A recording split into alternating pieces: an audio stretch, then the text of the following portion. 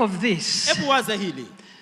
God never addresses us Mungu hatuzungumzii at the place where we are now, mahala ambapo tupo sasa, or by the current situations that we are undergoing, ama katika hali za kisasa tunazozipitia, neither the circumstances that are surrounding us, wala hali ambazo zimetuzunguka, but God addresses us lakini Mungu tushughulikia by where we are going. kuhusu kule tunakoenda. It is called destination. Basi yaitwa hatima. So don't tell me today God is just speaking to you about, oh yeah, where you are, I am seeing that. No. God moved on. Usiseme kwamba Mungu anakuzungumzia kuhusu ya sasa. To your next Mungu amesonga. place. Even if you keep quiet, I'll still preach. Don't try to keep quiet on me, because I'll say, I said God moved on. If you're still talking about that thing that brought you down, God saw you out, and God saw where you are going, your destination. I want to slap the spirit of oh yeah. There is nothing oh yeah in the kingdom of God. You are a giant killer. You are a mighty man of valor. When the devil sees you, every morning you wake up, he says, oh, not again. You are not in the pit, you are above the pit. Oh, come on, somebody. Woo. Can we have a talk this morning? Your people say, oh, self-esteem. What? There is nobody who has your fingerprints. You are a designer. No fingerprints looks like cures. If today you are discouraged, let the devil know nobody has my fingerprints except me. And nobody will ever carry your fingerprints. Even when you are gone home to be with the Jesus. I slap every mentality of depression, discouragement. Because we are not those who get depressed. We are oppressors of the devil. Every day we wake up, the devil says, oh, not again. Not again. We know how to raise our voices and worship God in good times and in bad times. We know God of times and seasons. So where you are going, destination is about your future. Where you're going is more important than where you have been.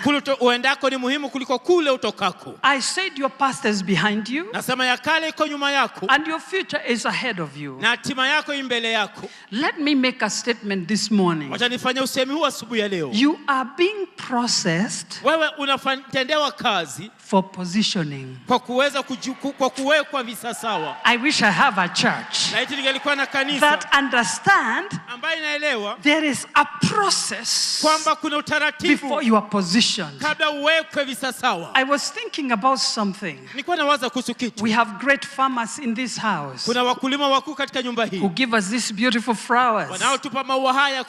But before these flowers become this beautiful, there is a process. The process is not beautiful. If you ask Mr. Ngari and Mr. Jenga here, the process of having this is not beautiful. Because you must make your hands dirty. You cannot go with polished nails like I have today. You have to know how to mix mud, clay, and everything, and water. And when they have been taken and they are processed, then we say, wow, until they are cut and brought to the house of God. I said, nilisema hivi, you are being processed wewe unapitia katika msururu for positioning. kwa kuwekwa visasawa. That's why these flowers are here. Ndiposa maua yako They were hapa. processed by the farmers. Yalipitishwa So katika msururu today wa they can be wakulima. positioned in the house of God. Ili sasa yakawekwa So katika nyumba ya when we Mungu. look at them, we say, wow, Ili kwamba tunayoyaona the house of God tunashangazwa. looks good. Tunasema ndio yanapendeza. So in the due season, Kwa muda ufao you also be looking so good utakuwa unapendeza. if you allow God to take you through the process. Wapo utaruhusu Mungu akupeleke katika utaratibu ule The wake. process is messy, is untidy, Utaratibu ule ni mbaya, si wa kupendeza and doesn't look good. na upendezi. Because when you are in the process, Maana unapokuwa katika utaratibu you ule don't always smell nice. hata unuki vyema. You might also smell sweaty, Unaweza kuwa unanuka but that jasho, is not your name. lakini hilo si jina lako hilo. Today, I want you to tell the devil, Leo hii nataka kumwambia ibilisi, because I'm being processed, kwa sababu napitishwa katika msururu. watch out. Hebu tazama, You don't know what I'll become. haujui nitafanyika nini. You better get my address and my phone now. Ni heri upate anwani na Because namba when yako I ya simu. have been positioned, Baada ya kuwekwa it will be too late, honey. itakuwa umechelewa That mpendwa. time, don't ask me for my mobile phone number. Wakati ule usiniulize namba yangu ya Am I simu. talking to somebody going through a processing? Namzungumzia mtu Oh, anayepitia, okay. anapelekwa katika So utaratibu this is ule. our message today. Basi ujumbe wetu leo ni huu. So God's eyes right now, God's eyes Macho ya Mungu sasa hivi are now not on the past but on the future. hayamo katika ya kale bali siku za usoni. So 2025, Basi mwaka 2025 God gave us a simple assignment of building and rebuilding. Mungu akatupatia jukumu la kujenga na kujenga tena. So 2025, we are expected to build the old wasted places Basi mwaka 2025 tulitarajiwa kujenga mahala pakale palipoharibiwa and to raise foundations for many generations. na kuweza kukuza misingi kwa vizazi vingi. So, and God was giving us new names. Mungu akawa anatupa majina mapya. Our new names were supposed to be repairers of the bridge, Na majina yetu yakawa yalipaswa kuwa watakao tengeneza ama kujenga tena mahala palipobomoka, and the restorers of the streets. na watakao rejesha barabara. Appreciate my interpreter. Pigeni makofi mkalimani wangu. I was nervous, so I forgot to, these protocols, you know. Yeah. So 2025, Basi mwaka 2025 by the grace of God, kwa neema ya Mungu we have been given new names. tumepewa majina mapya. And what we are seeing Na kile tunachokiona about the building and the rebuilding, kuhusu kujenga na kujenga tena, you might have noticed that there is an outpouring of the Holy Spirit. unaweza tambua kwamba kuna kumiminwa kwa Roho And Mtakatifu, especially amongst our young people. na haswa juu ya vijana wetu. Internationally, Kimataifa there is a move of the Spirit. kuna muondoko wa Roho We'll Mtakatifu. be headed to London. Tutakuwa tuelekea London. We have been praying for revival in Europe. Tumekuwa tukiomba kwa ajili ya uvuvio kule Europa. Every time we gather together in our annual conference, in our conferences in the city of London, Kila mara tunapokusanyika katika kongamano yetu katika mji wa London, because we meet right next to the Parliament House, maana tunakutana karibu na jumba lile la bunge. we have been praying Tumekuwa for tukiomba the city of London, kuhusu mji wa London, for revival, kwa ajili ya for a uvuvio, move of kwa God. ajili ya muondoko wa You may Mungu. notice in the city of London, Unaweza tambua katika mji wa and London basically European countries, na haswa katika mataifa ya there are Europa, so many cathedrals. kuna majengo mengi ya kikanisa. One street can have about 9 cathedrals. Barabara moja inaweza kuwa hata na makanisa kama 9. And one time I was speaking on the foundation of Europe. Na siku moja nikazungumzia kuhusu msingi wa Europa. I said those cathedrals were not built for tourists Na nikasema kwamba majengo yale ya kujenga kwa to ajili go and see how cathedrals are built. ya watu kuja kuona namna They majengo were ya built makanisa because there yanajengwa. was a tremendous great revival in Europe. Yalijengwa kwa sababu kulikuwa na muondoko na uvuvio mkuu kule Europa. It was such a move of God that they sent missionaries to come to Africa and preach the gospel of our Lord Jesus Christ. Ulikuwa ni muondoko mkuu ambao uliwafanya hata kutuma wamishonari kuja Afrika And as kuhubiri we have injili ya been Yesu Kristo. pushing and praying for Europe, Na tumekuwa tukisukuma tukiombea I've Europa. got good news. Na nazo habari njema. The cities, many cities Miji mingi in the UK, kule Uingereza you'll be watching like near the Parliament House. watakuwa tukitazama karibu na jengo la Thousands bunge. and thousands of people worshiping Jesus, Maelfu na maelfu ya watu praising wakimwabudu God and loving our Heavenly Father. That is the revival we have been trusting God for. Even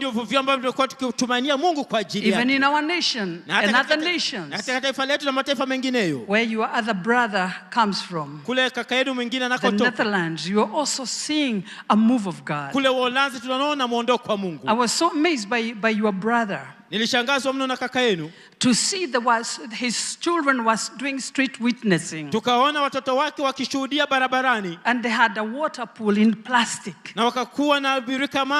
And because it was summertime, those who repented were not taken to baptism classes as we do. After confessing Christ, they were baptized by fire and by water.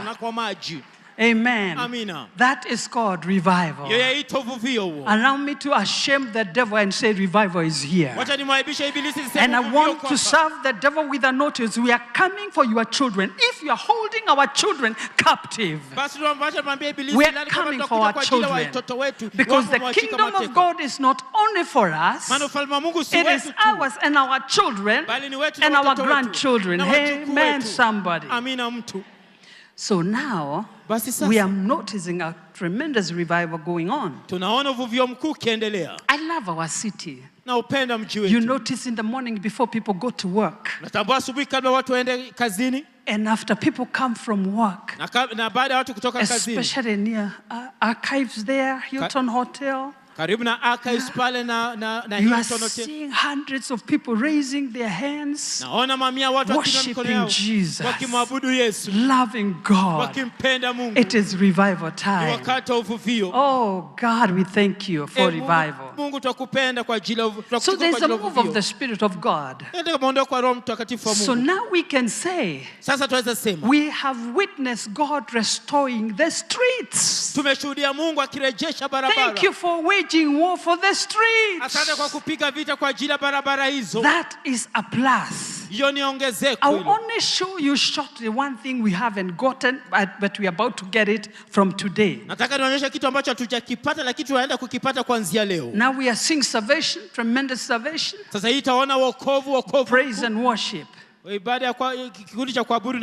when it comes to building and rebuilding and building, how many know? For you to build, you must have a place to build. Tell your neighbor, she's talking about land. I am not talking about the acreage.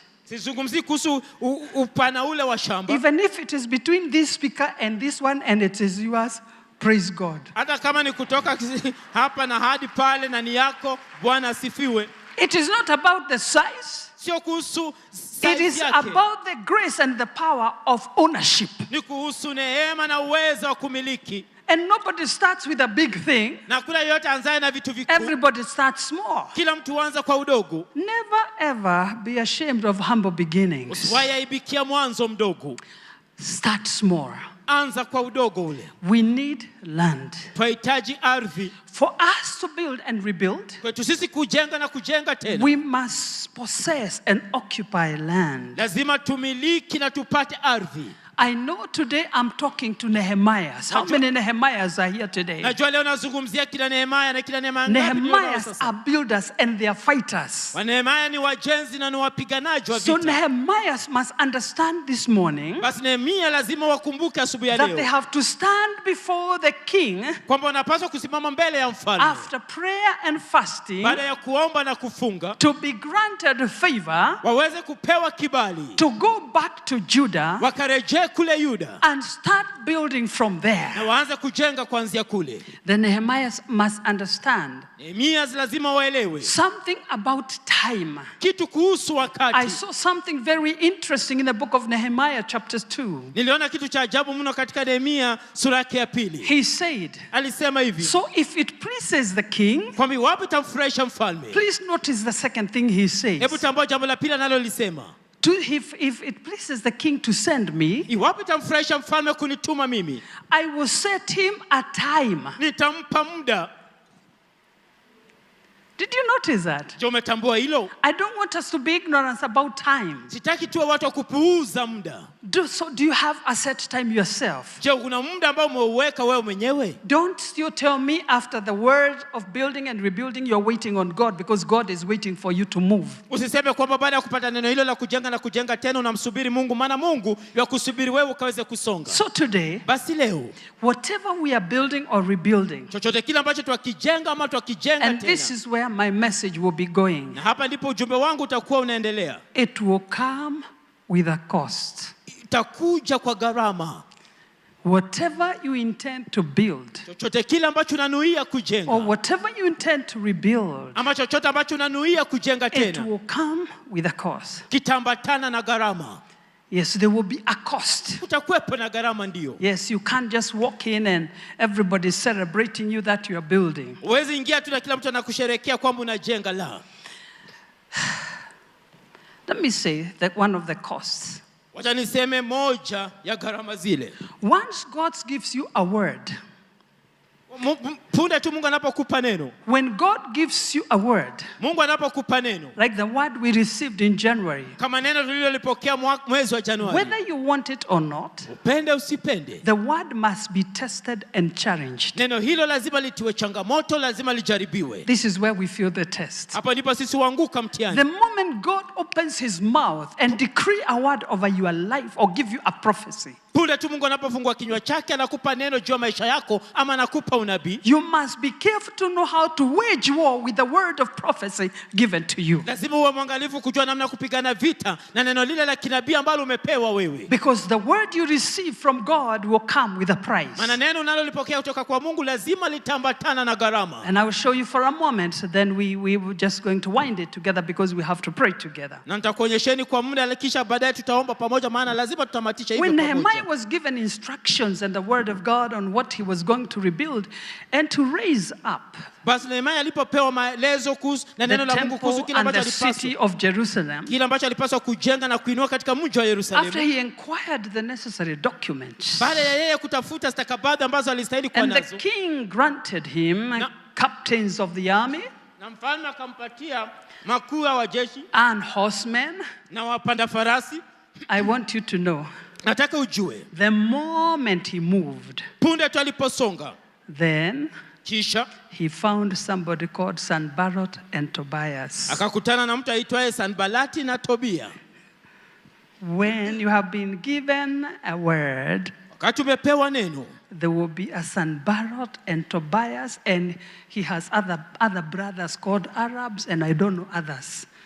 Yeah, I'm just mentioning a few. You can read your Bible because you have a copy. Utakutana na Sanbalati na Tobia na nduguze, mwingine aitwa Waarabu na wengineo. Utatafuta majina yao maana katika Biblia yako maana unayo. The Bible says that they were deeply disturbed. Inasema kwamba walisumbuka mno. That a man would come to seek to rebuild Jerusalem. Kwamba kuna mtu ambaye atainuka kinuia kujenga tena Yerusalemu. And build for the children of Israel. Na kujenga kwa ajili ya wana wa Israeli. And I was looking at this scripture. Na nikawa naangalia maandiko hayo. The Bible hayo. says after 3 days. Na Biblia inasema baada ya siku 3. Nehemiah arose. Nehemia akainuka.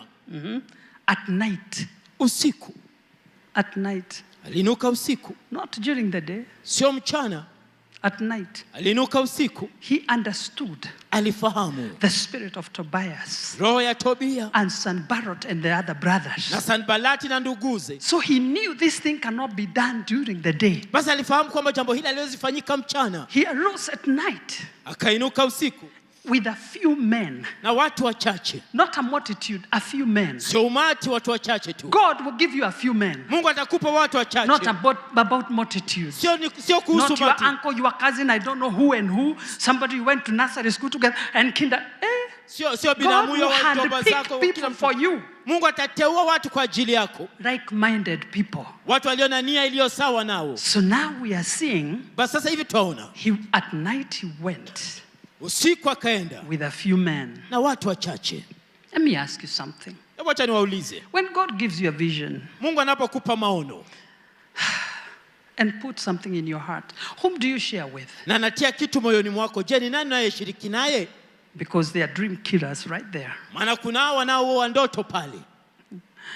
So So when God gives you a dream, basi Mungu anapokupa ndoto or a vision, ama maono, it matters inajalisha whom you share with. kwamba ni nani unayeshiriki naye. Not everybody is meant to celebrate you. Si kwamba kila mtu anastahili kukusherehekea wewe, hapana. Not everybody will say, well done baby, this is the greatest thing that has ever happened.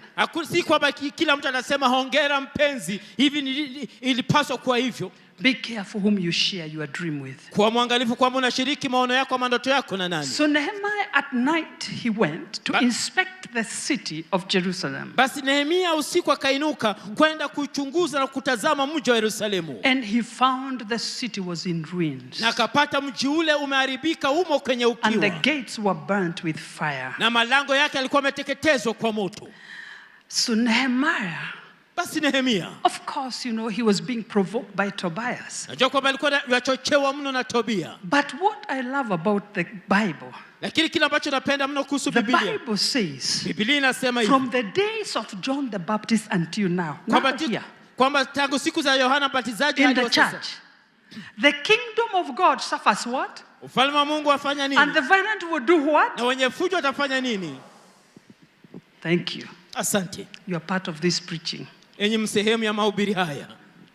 So when Nehemiah understood, Nehemia alipofahamu the spirit of Tobias, roho ya Tobia, he became aggressive, more fiery than Tobias and his brothers. Akafanyika mwenye fujo mno kuliko Tobia na nduguze. He said, let this be known to you all. Akasema na wacha hili lijulikane kwenyu nyinyi we nyote. Shall raise and build. We shall arise and we shall build. Kwamba tutainuka tutajenga.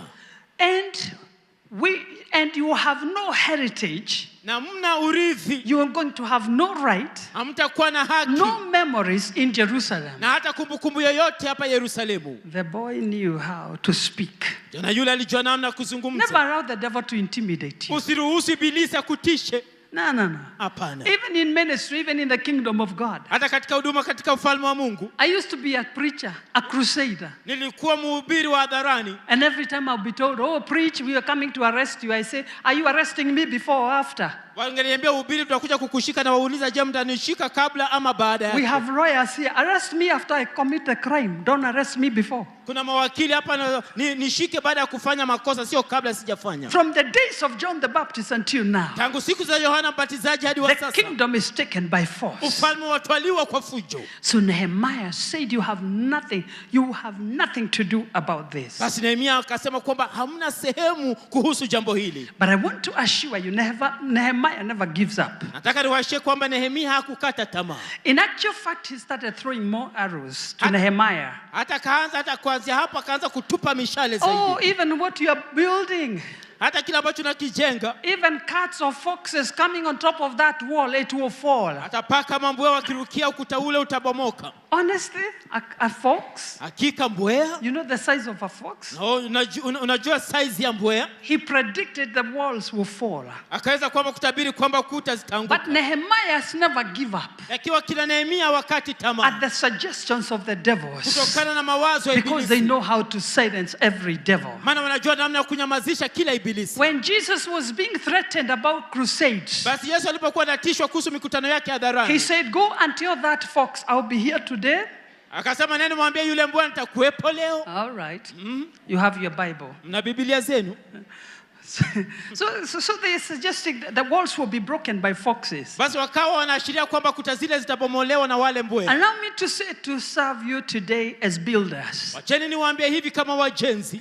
There must be Tobias for every one of you. Lazima kuwa na Tobia kwa kila mmoja wenu. Every one of us. Kila mmoja wetu. You must have a Tobias. Lazima uwe na Tobia. Who is meant to fight that vision. Ambaye amenuia kupigana vita maono yale. And make you doubt everything that God said about it. Na kufanya upate shaka kuhusu kila jambo ambalo Mungu alisema kuhusu. Okay, I know. In case let me go deeper so that you can know this. Wacha niingie kilindini ili kwamba ukafahamu. Let's look at Moses. Wacha tumwangalie Musa. Moses sending 12 spies. Musa akituma wapelelezi 12. To the land of Canaan. Katika katika nchi ya Kanaani. And this land is the land of milk and honey. Na nchi hii ni nchi iliyo na maziwa na asali. But look at the greatest mistake Moses made. Lakini hebu angalia kosa kubwa ambalo Musa alifanya. Which we shouldn't make because Moses made it, now we see it in the Bible. Ambalo tupasi kufanya ili kwamba tumeliona Musa akilitenda katika Biblia. Before he sent his people, he wanted to know a few things. Kabla watume watu wake alitaka kujua baadhi ya mambo machache pale. Investigations on the land, how it is. Je, kupeleleza kwamba nchi iko vipi. He told them, see if the land, what the land is like. Akasema hebu angalieni kwamba nchi ile yafanana vipi. Brother Moses, ndugu Musa, why do you want to question God? Ni kwa nini unataka kumuuliza Mungu maswali? When God says he's giving you a land of milk and honey. Mungu anaposema kwamba anakupa nchi iliyo na maziwa na asali. Brother Moses does not stop there, he says. Kaka Musa akomi pala anaendelea kusema. See if the people who dwell in the land are strong or weak. Hebu angalia wapo wanaodumu katika nchi ile ni watu hodari ama dhaifu. This is a full interview now here. Haya ni mazungumzo. Also check if they are few or many. Hebu hakikisha chunguze wapo ni wengi ama wachache. And don't forget to check if the land is rich or poor. Na kisha usikose kutambua wapo nchi ni tajiri ama ni maskini. Then he say, oh, I forgot, check if they are forests. Na kisha nimesahau, banga chunguze wapo kuna misitu kule. Honestly, brother Moses. Hakika ndugu Musa. Why do you need forests? Kwa nini wahitaji misitu? So after the power of suggestion, basi baada ya uwezo ule ya kuweza kuashiria kitu, Moses tells this great man, Musa anawaambia watu wakuu, be of good courage. Kuweni wenye himizo. And when you go, make sure you bring me the fruit of the land. Na mkishaenda kule hakikisheni kwamba mmeniletea matunda ya nchi ile. After the power of suggestion, you are telling me to bring you the fruit, brother Moses. Baada ya kuashiria mambo yaliyopita pale unasema kwamba nikuletee tunda la nchi Musa. And the Bible says when the spies went out, it was a season of grapes. Basi na Biblia inasema kwamba wakati wapelelezi walipoenda ulikuwa ni msimu wa mizabibu. We're talking about capturing the land. Nazungumza kuhusu kutoa nchi. But when we look at the army, the people that were sent by Moses, the 12 leaders of the 12 tribes of Israel. Hapa angalia wale watu 12 wakuu wa mataifa 12 ya Israeli waliotumwa na Musa. The moment they stepped in the land, punde tu walipoingia katika Injili, the welcome was done by the sons of Anak. Basi walikaribishwa, walilakiwa na wana wa Anaki. And the Bible says these were giant people. Na Biblia inasema kwamba watu hao walikuwa ni majitu. They were not necessarily great men who had gone to gyms. They were born giants. Si kwamba ni watu ambao walikuwa wamefanya kazi ya kusisimua misuli, walizaliwa wakiwa majitu. Asili yao hiyo. We're walking that journey now. The battle of conquering and inheriting the land. Basi vita vya kushinda na kumiliki nchi. Allow me to say it is not for the weak. Acha niseme kwamba si kwa wale walio dhaifu. What God is about to give you, kile ambacho Mungu yu karibu kukupa wewe, is not vacant. Si kwamba kiko tupu. Is occupied. Kimemilikiwa tayari. Let me say it again. Acha niseme tena. What God is about to give to you, kile ambacho Mungu yu karibu kukupatia, even a promotion, hata kupandishwa cheo, there is a boss sitting on that chair. Kuna mtu amekalia kiti kile. There is nothing that is not occupied. Hakuna kitu ambacho hakijamilikiwa.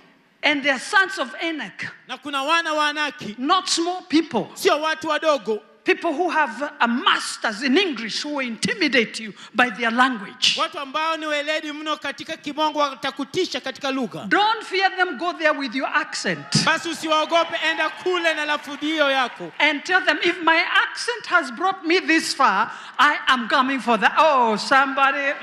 Na uambie kwamba iwapo lafudhi yangu imenileta umbali huu na kuja kwa ajili ya kitu hicho. So now you've got to understand. Basi unapaswa kufahamu. The battle is not for the weak. Kwamba vita sio ya wale wadhaifu. The battle we are in is for the strong. Vita tuliomo ni vita vya wale waliohodari. I am saying what is yours right now. Nasema kilicho chako sasa hivi. What you decreed on Sunday. Kile ulichotangaza Jumapili. What you are about to decree this day. Na kile ambacho tayari kutangaza leo hii. That seat is occupied. Mji ule umemilikiwa.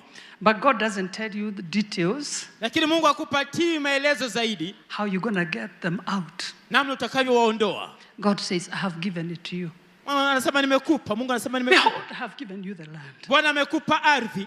But God doesn't say, Lakini Mungu asemi somebody else has a title deed. Kwamba kuna mwingine aliye na cheti miliki. He thinks you are smart enough to understand. Anadhania kwamba uko mwerevu zaidi kufahamu how to get the giant out of the way. Namna ya kuondoa majitu yale njiani mwako. I am here this morning niko hapa asubuhi ya leo to teach you how to kill the giants. kukufunza namna ya kuua majitu. I said I have come here today nimekuja hapa leo to teach you how to move the giants. kukuonyesha namna ya kusongeza majitu. And the greatest example is the land you are sitting on. Na mfano ni ardhi hii ambayo umeketi juu yake. The owner said, who told you I'm not selling the land? Mwenye shamba hili alisema nani aliyekuambia siuzi shamba hili? I would have been shocked if he said he was selling it. Ningeshtuka iwapo angelisema kwamba nauza.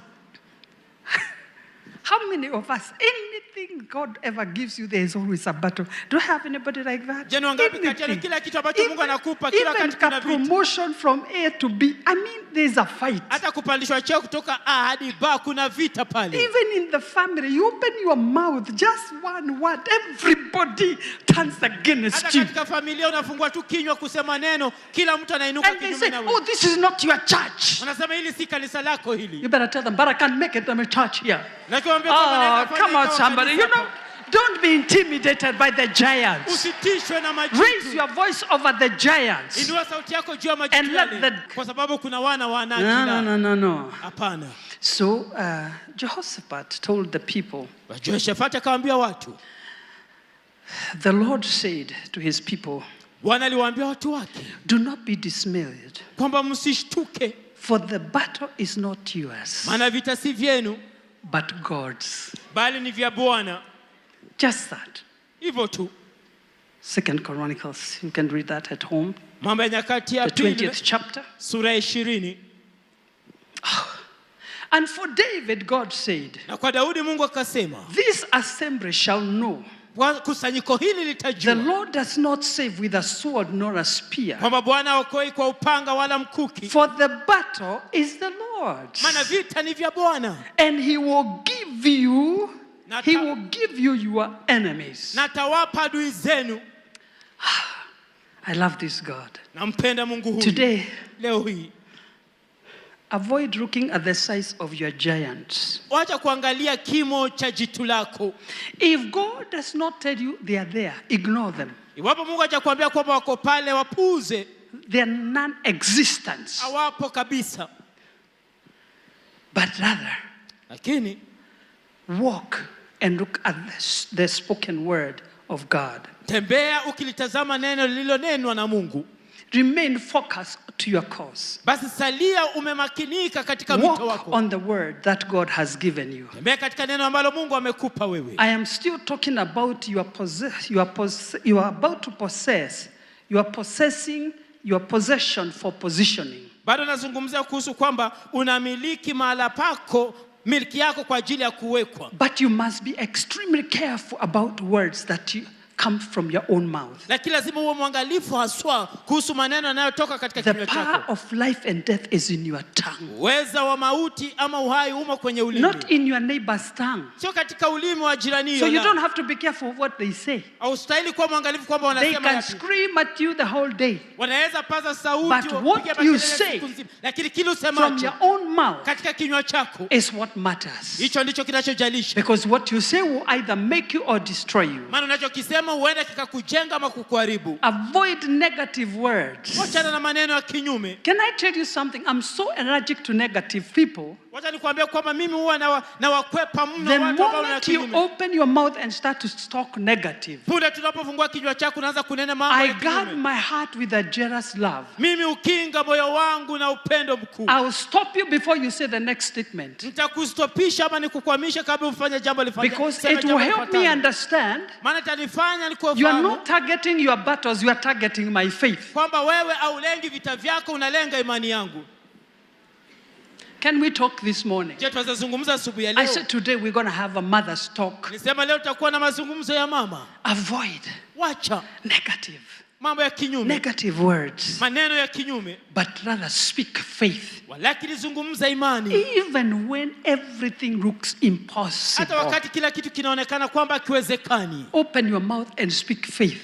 Fungua kinywa chako, nena imani. Because faith is the only currency you have for trading. Maana imani ndiyo pesa ya pekee ulionayo kufanya biashara zako. I gave you my testimony when I was homeless. Nilipatieni ushuhuda wangu wakati sikuwa na makao. But I didn't live on the street, but I was homeless. Lakini sikuishi barabarani, lakini sikuwa na makao. When I told God, God, I want now a house. Nilipoambia Mungu, Mungu sasa nahitaji nyumba. And I know my testimony is in the book of Cactus. Najua ushuhuda wangu umo katika kile kitabu cha Cactus. And I don't know if I heard or I was told or I perceived. Sijui wapo nilisikia ama niliambiwa ama niliweza kutafakari. To go and look for a house. Kwenda kutafuta nyumba. So if God tells you to look for a house, how many know you're not going to look for something cheap since you are not paying it? Basi unangapa najua kwamba Mungu anapokuambia kwamba nenda utafute nyumba, hautatafuta bei ghali maana sio wewe unayeenda kuilipia. I told you I went to the most modern apartments that were the high top end in the city of Nairobi. Nikasema nikaenda mahala pa kupendeza na katika majengo ambayo yalikuwa ni mazuri katika mji wa Nairobi. I inspected that apartment like I was a multi-billionaire. Basi nilichunguza jengo hilo nikana kwamba mimi nilikuwa bilionea. I don't like that fridge, it looks too old. Nikasema sipendi jokovu lile limezeka. Are you going to change the carpet? Nikasema zulia hii nitaibadilisha. That's the language of those who have. Hiyo ni lugha ya wale walio navyo. So why would I use somebody else's carpet? Ni kwa nini nitumie zulia la mtu mwingine? Okay, if whatever you want change, we will change. But how are you paying? Akasema kile unataka kubadilisha tabadilisha, lakini je unalipa vipi? I couldn't say by check because I had no account. Singelisema nitalipa kupitia hundi maana sikuwa na account mimi. So even God knew. Hata Mungu alijua. If me and him we were going to move into that apartment. Kwamba mimi naye tulikuwa tuingie katika jengo hilo. Me and him we had to pay cash. Mimi naye tulipaswa kulipa pesa taslimu. So I told the manager, of course cash. Nikamwambia manager nitalipa taslimu. So when do you want to move in? As soon as you clean it up for me. Akasema ungependa kuingia siku gani? Akasema pule tutakapolisafisha kwa ajili yangu niko tayari.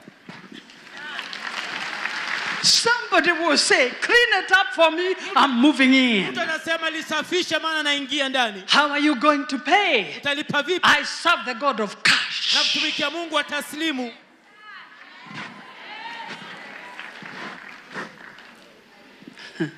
And you know how my testimony went?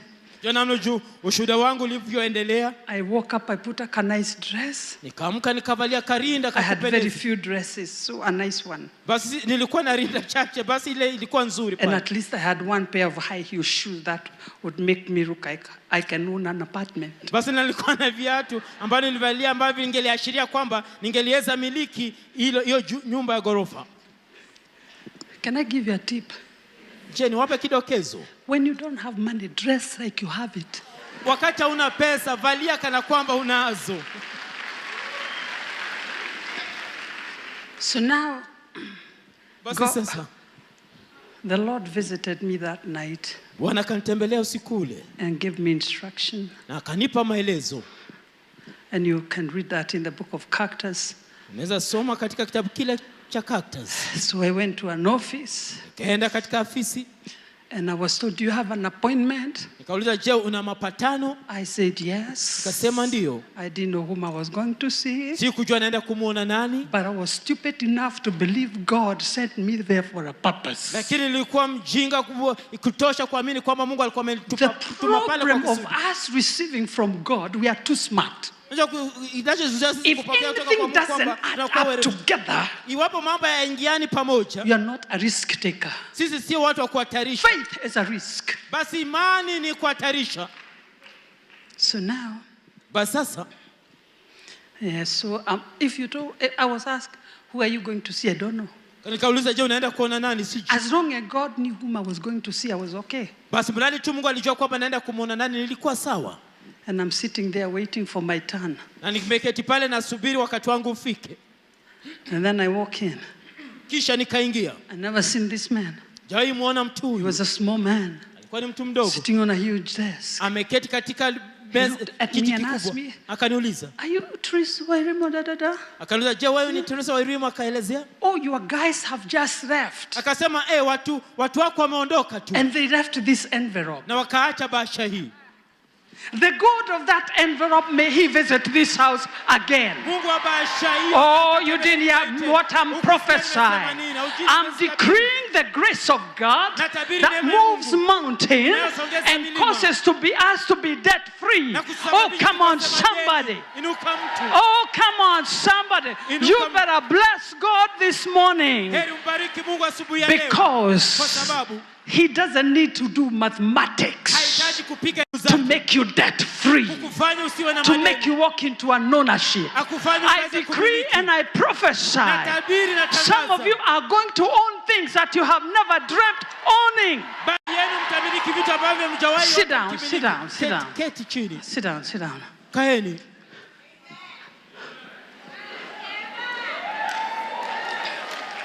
My heart was beating so fast. I did not stop. I went to that apartment. I put the envelope which had been, you know, the problem, I used to give everything that I received divinely to believers.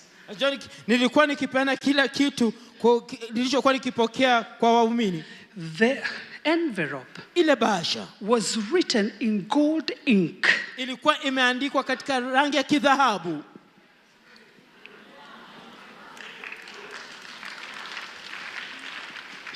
And those of you who are with us many years in ministry, you remember we used to have anointing oils. And when we finished with it, it was refilled and sealed with the factory seal. In these shaky times, when the believer's faith is shaken, may the Ancient of Days revisit his word over your lives, that you may know he is God. So what am I saying? That the power of life and death is in the tongue. And those of us who love will eat the fruit. So somebody today will be set free from putting their focus on the giants, the sons of Enoch. If I told you, if God never spoke about the giants, and you find them in the land, they are trespassing. Don't waste your energy to fight them. Do what you are supposed to do. Act like you don't notice them, because your assignment is greater. If you, the giants and the people and the sons of Enoch you find in that assignment, if God doesn't mention that to you, they are not in your agenda, they are in God's agenda.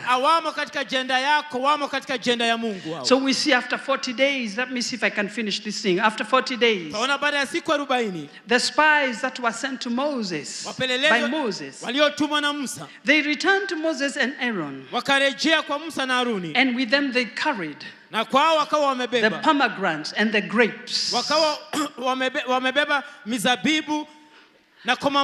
And they were so heavy, I believe they had to cut branches to hang on the grapes and the grapes and the pomegranates on their shoulders. God is not giving anybody anything small. What comes from God is big and huge. I'm sure Moses, seeing the produce of the land, he was satisfied and he was excited. Let me for a moment address the doubters. The best thing for me to speak about doubters, they are not in this church. They are not even in the tent.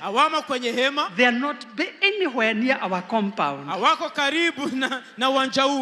They can't come near the doubters.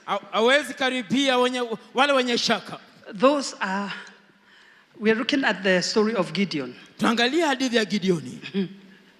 Can you imagine? Hebu waza. Gideon is trying to talk God and walk God into the path of fear.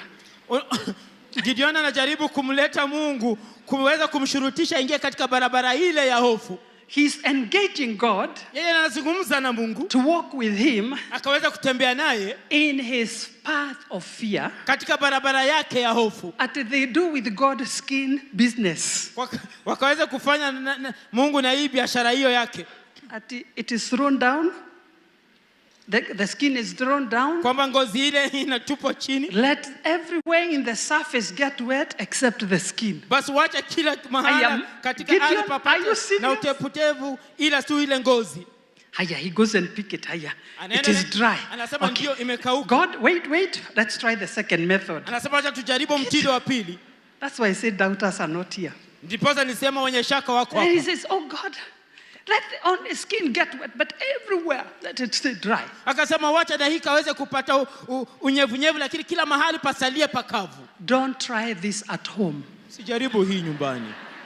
Please take my advice. Badali pateni ushauri wangu. The business of skins cannot be done again. Basi biashara hiyo hizo ngozi hizi zikafanyika tena. Because you have received the Holy Spirit. Maana umepokea Roho Mtakatifu. You don't need no skins. Hauhitaji ngozi. You don't need wet or dry ground. Hauhitaji mahala pakavu ama penye unyevu. All you need is the Holy Ghost. Unachohitaji ni Roho Mtakatifu tu. Please don't try that nonsense of skins. Basi usijaribu huo upumbavu wa ngozi hapo. Jesus said in John 16, Yesu akasema if you abide in me and I abide in you, in my words abide in you, iwapo utadumu ndani mwangu na maneno yangu yakadumu ndani mwako, you shall ask whatsoever you desire and it shall be done for you. Utauliza chochote unachokitaji na utafanyiwa. As they come almost to a conclusion, it is interesting. Basi napofikia karibu tamati ni ajabu. When you receive a word, unapopokea neno, you receive a prophecy, pokea unabii, or you receive a vision, ama unapokea maono, or a personal dream, ama ndoto ya kibinafsi, we have a tendency of questioning. Tuna ule uzoefu wa kuuliza, so that we also can be able to doubt. Ili kwamba sisi nasi tuwe na uweza wa kuwa na ile shaka. And we can also nurture in our fears. Ili kwamba tukaweze kukuza hofu zetu. And we become anxious. Na tunakuwa tunasumbuka. And today I'm going to rebuke the spirit of anxiety. Na leo hii nataka nikaweze kukemea roho ya masumbuko. In our midst. Kati yetu. That is giving some people here sleepless nights. Ambayo inapatia baadhi ya watu hapa kukosa usingizi. Even some diseases because of anxiety. Hata na magonjwa kwa ajili ya masumbuko. We are those people who walk by faith and the spoken word. Sisi ni wale ambao tunatembea kwa imani na neno lililonenwa. And we know how to raise our faith. Na tunajua namna ya kuinua imani yetu. So looking at the 12 spies. Basi tukitazama wapelelezi 12 wale. And they are great and they were imagine they were in leadership. Na hebu kumbuka walikuwa katika uongozi. They were the heads of every tribe. Walikuwa ni viongozi wa kila kabila. Oh, and to those tribes. Ole kwa makabila yale. Because it would have been serious for them to receive their father's spirit. Maana ingekuwa ni vigumu mno kwa wao kuweza kupokea roho ya baba zao. Because they come and say the land is there. Wakasema ndio nchi iko pale. And the land is good. Na nchi ni nzuri ndio. But walakini, have you ever heard those stories? Ndio masikia hadithi kama hizo. They talk and then they put, anytime they say but tell them stop. Kila wakati wanaposema walakini waambia acheni hapo. We don't deal with buts. Sisi hatukabiliana ama tushughulikie we deal with and now faith is. Tunazungumzia kuhusu sasa hivi imani ni. Most of you will say, baadhi yenu mtasema, not those who are here, sio wale walioko hapa, but those who are watching us online, some of them will say, lakini wale wanatazama mtandaoni baadhi yao watasema, the land is good. Nchi ni nzuri ndio. It's true, it is the land of milk and honey. Ndio ni nchi iliyo na asali na maziwa. But I have no money. Walakini sina pesa. You people, you don't say that. Enyi msemi hivyo. And then some will say, baadhi yao watasema, the land is good. Nchi ni nzuri ndio. But I don't know anybody to connect me. Lakini sijui yeyote ambaye anaweza niunganisha na kitu. We don't say that because we are well connected. Hatusemi hivyo maana sisi tumeunganika vyema. We are connected to the Holy Ghost. Tumeunganika kwa Roho Mtakatifu. We are connected to our God. Tumeunganika kwa Mungu wetu. We are not those who say, sisi sio wale wasema, the land is good but I don't have enough education. Kama ndio nchi ni nzuri lakini sina masomo ya kutosha. Wealth doesn't need English. English is a language like Kikuyu, Luya or any other language. Come on, somebody. Kimombo ni kama lugha nyinginezo kama Kikuyu. Language is anything that you can communicate with. Basi lugha ni chochote. And by the way, you'll be so blessed when you go to the Americans who are here. You will be having an interpreter, and you can speak from your own vernacular. Because you will be so loaded to go and market your product to the Americans. I wish I had a church who understand I'm already prophesying. You marketing some.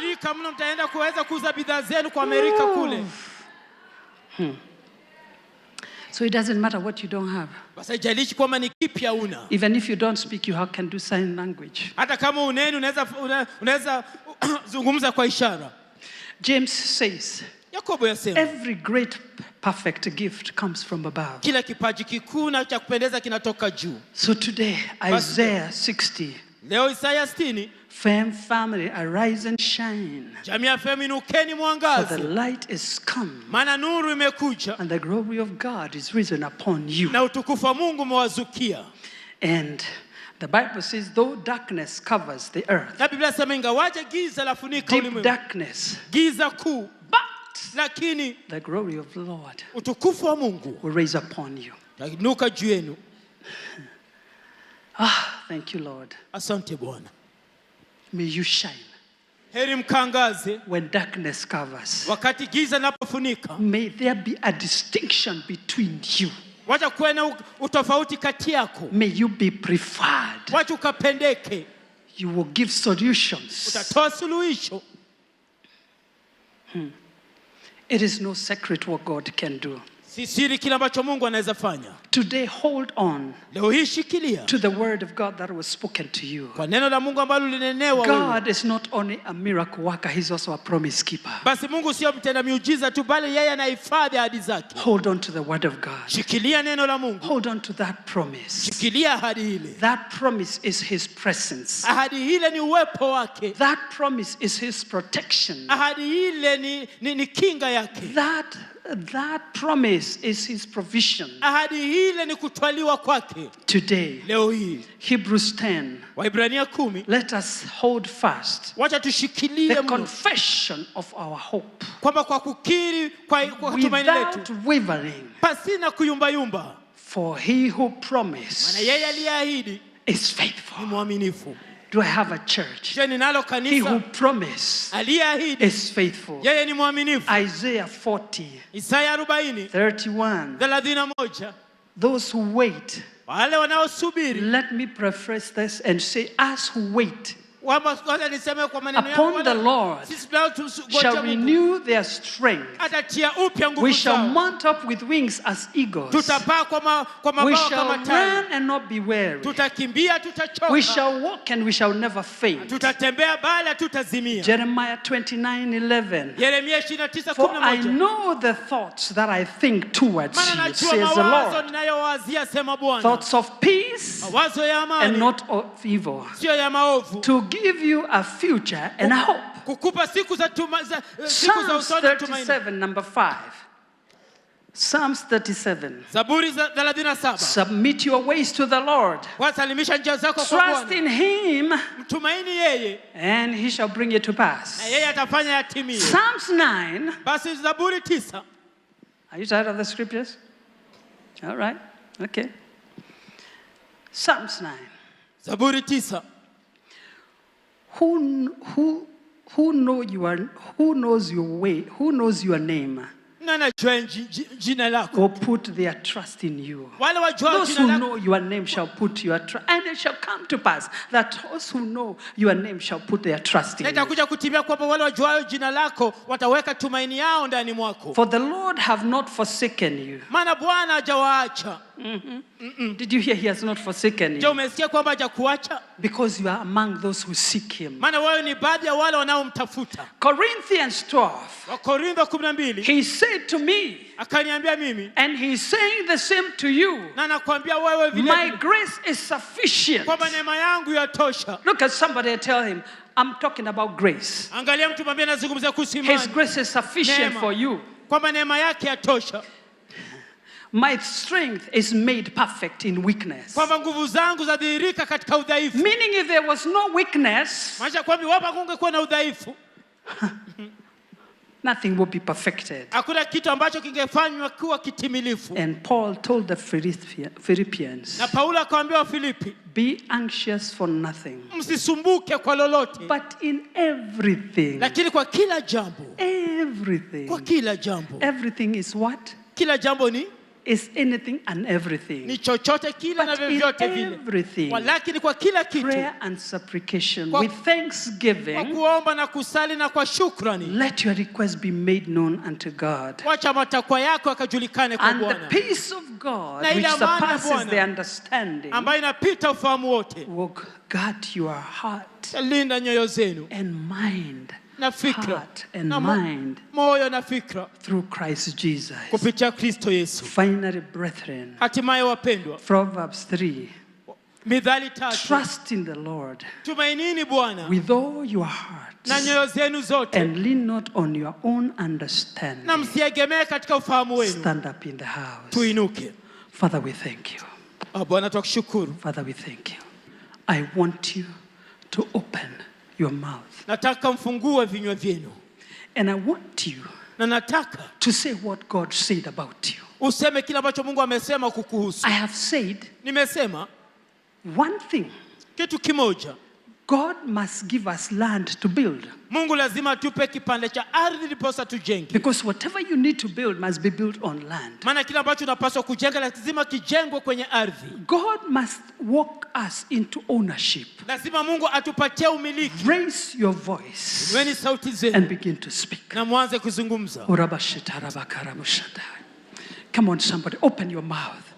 Begin to wage war. Anza kupiga vita. Don't talk about the giants. Usizungumzie kuhusu Don't majitu. show me the sons of Enoch. Usionyeshe wana wa Anaki. Don't show me Tobias. Usionyeshe Tobia. Tobias will always be there. Tobia atakuwepo. Is there anything fighting your dream? Je, kuna kitu kinapiga vita? Is there anybody opposing you? Je, kuna mtu anakupinga? Is there anybody who is saying you cannot pass? Je, kuna mtu anayesema huwezi pita? Open your mouth and begin to decree. Basi fungua kinywa chako. Begin to speak the word of God Anza kunena neno over your own life. Juu ya maisha yako. In the name of Jesus. Katika jina la Yesu. Open your mouth. Fungua kinywa chako. Speak. Nena. The power of life and death is in the tongue. Uwezo wa mauti ama uhai umo kwenye Begin kinywa. to speak. Anza kunena. Begin to speak. Anza kunena. God is saying, Mungu anasema, I'm giving you the land for inheritance. Nakupa ardhi kwa ajili ya urithi. But in the land are giants. Lakini katika nchi kuna majitu. But God said, I will give you the unmerited grace and favor Lakini Mungu anasema to nitakupatia move kibali. every giant Na neema kuondoa that kila is kitu occupying your blessing. ambaye amemiliki baraka zako. Come on, somebody. Inuka mtu. You've been praying for promotion. Umeomba kwa ajili ya It will kupandishwa not cheo. come. Haitakuja. You better have the faith that moves mountains. Lazima uwe na imani inayosogeza Begin to milima. decree that seat Anza kutangaza empty kikiwa tupu. from now henceforth. Kuanzia sasa In the kusonga name mbele. of Jesus, Katika jina la Yesu. I'm decreeing favor Tangaza and kibali grace na neema upon this family today. juu ya familia hii In the leo. name of Jesus. Katika jina la If Yesu. only you can wage war. Iwapo tunaweza piga vita. Oh, you are going through the process Juu unapitia katika for utaratibu ule. positioning. Kwa kuweza Without the kuwekwa. process, Pasina there is msururu. no positioning. Hakuna Wage kuwekwa. war with a word today. Pigana vita na neno leo. In the name of Jesus. Katika jina la Yesu. Speak, open your mouth.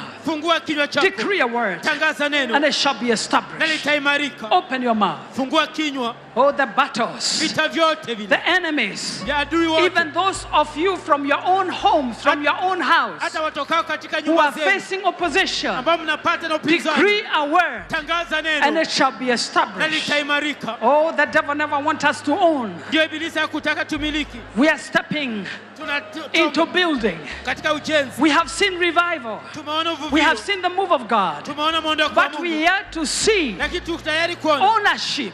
umiliki. Young people decree. Vijana tangazeni. Yes. Ndio. Decree. Tangazeni. Decree a word. Tangazeni neno. Remember, you young Gen Zs, Na kumbukeni enyi you are Gen Z. giant killers. Ni waua majitu. It didn't take a military man Haichukui to mtu bring wa kijeshi Goliath down. kumshusha It Goliathi. took a Gen Z Ilimchukua who was kijana anointed by God ambaye alitiwa mafuta to na bring Mungu every giant down. kushusha kila jitu. Today there is a gracing in this Leo house. kuna neema katika nyumba In hii. this house today, Katika nyumba hii leo there is a gracing. kuna neema. I have been waging war yesterday. Nimekuwa nikipigana vita jana. I waged war yesterday Nilipiga vita for jana many kwa hours masaa mengi so that today ili kwamba leo we can step into a new beginning. tunaweza hajaingia katika mwanzo, before the year comes to an end, kabla mwaka ufike kikomo, 2025, mwaka 2025, mwaka may 2025, God raise you to the next level. akuinua katika kiwango kifuatacho, In the name of Jesus. katika jina la Yesu. Oh, come on, open your mouth. Fungua kinywa, Open your mouth. fungua kinywa chako, Open your mouth. fungua kinywa chako. Come and buy without money. Kuja ununue bila Oh, pesa. open your mouth. Fungua kinywa Come chako. buy without money. Njoo ununue bila Open pesa. your mouth and decree, Fungua kinywa chako and it utangaze, shall be na established. itamarika. Oh, Jesus. Oh Yesu, Oh, Jesus. oh Yesu, Heavenly Father. oh Baba Oh, mbinguni, God. Mungu, Today we stand in faith leo twasimama to kwa bring imani every giant, kukushusha all the kila sons chini, of all the sons of Enoch, wana wote wanaki, all the giants majitu yote that have stood before us, ambaye amesimama and mbele between zetu, you and the miracle. na kati yako na Today we muujiza. have come Leo hii in the name of the tunashinda Lord katika jina la to bring Bwana, every giant down. kushusha kila jitu chini. Wage war Piga vita for your miracle. kwa ajili ya muujiza wako, Woo. Wage war piga vita for your miracle. kwa muujiza wako. Today Leo hii is your day. ni siku ya Today leo, you have an appointment with God. una mapatano na Mungu. Today. Leo Today sicknesses will bow magonjwa at the yatasujudu authority of God. kwa mamlaka ya Mungu. Today, Leo come buy without money. njoo ununue bila pesa. Today, Leo stand up in faith. simama katika imani You have and open your mouth. na fungua kinywa chako, Decree it, tangaza and it shall be na established. jambo hilo litaimarika.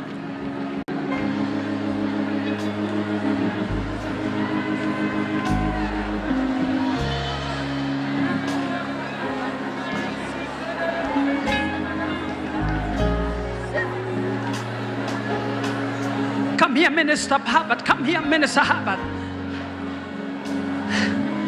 I want to see the unusual faith stretched.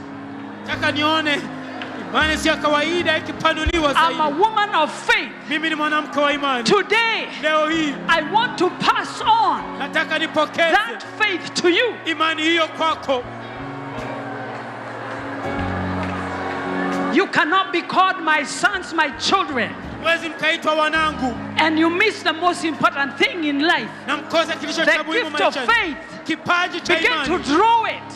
Anza Begin to kukivuta. draw it. Anza kukivuta. Draw it from the presence of the Lord. Kivuta kutoka kwa uwepo. Draw it. Kivute. The faith that decrees a thing Basi imani and inayotangaza is kitu established. na inaimarika. This is not only my portion. Si sehemu yangu tu I mimi. want you and the entire family. Nataka wewe na We familia are going to yako step into this faith. tutaweza kuingia The katika faith that imani. moves mountains. Imani inayosongeza That is the milima. kind of faith I'm talking Hiyo ni about. aina ya imani ambayo Faith is not naizungumzia. about your size. Basi imani sio Faith kimo is not chako. about your height. Basi imani sio Faith mambo is yako. about Imani ni being kuhusu connected to God. kuunganika na Mungu. Come on, somebody. Inuka mtu. Oh, Minister Herbert, would you push us one more time? Come on, somebody pray. Come on, somebody push. Come on, somebody pray like you'll not pray again. Just pray. Come on, somebody pray. Raise up your voices and pray. In the name of Jesus, come on, raise up your voices and pray. In the name of Jesus, pray.